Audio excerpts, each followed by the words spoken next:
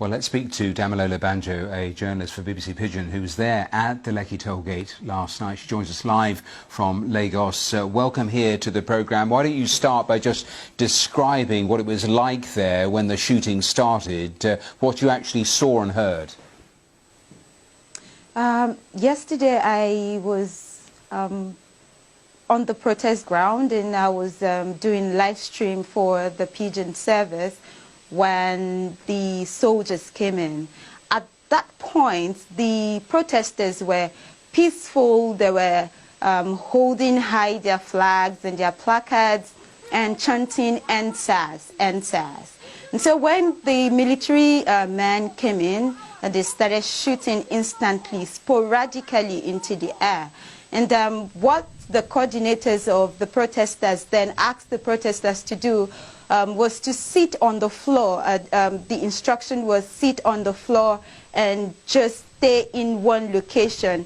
But of course, the sight of the military men got the protesters really angry and agitated, but still they listened to the instruction given to them by their coordinator, which was to sit on the floor.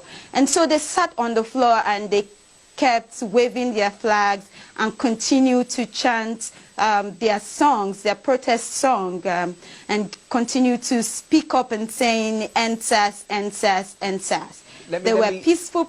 Let me ask you just a couple of observations from what you've just described, because there have been denials from the army about the shooting. Was it clear to you? You saw the army opening fire. And the second question, did you see any casualties, any bodies yourself? Of course, I saw it wasn't just me at the protest ground. I had my editor with me, and we saw the army open fire on, of course, not on the protesters. They were shooting into the air at first. Before we left the scene, they were shooting into the air.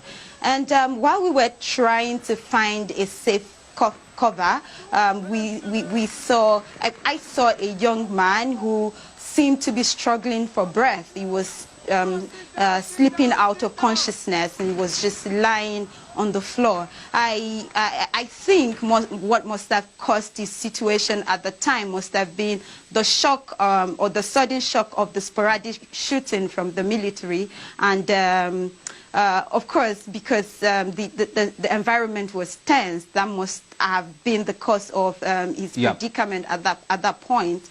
But yeah, that was the casualty I saw at the time. He was a young man lying on the floor, sleeping out of consciousness. And for you and your colleague, I mean, I've read an account of how you had to crawl on your stomach for quite a while whilst the shooting was going on all around you. Give me an idea, I mean, how frightening was that? Oh, it was so frightening. It was really terrible. The shooting continued for about 20 minutes, and we had to lay on our chest and try to move away from the crowd because of the high risk of stampede. And it was a very scary scene yesterday. My editor had to approach one of the soldiers to identify us as journalists before they allowed us a safe pass. But we could only do that after about 20-25 minutes of continuous shooting. A final question then about how tense it is there today. I know you've been out and about in Lagos, and we were reporting earlier that there had been more shooting of police into the air as they tried to clear the streets, and you witnessed that, didn't you?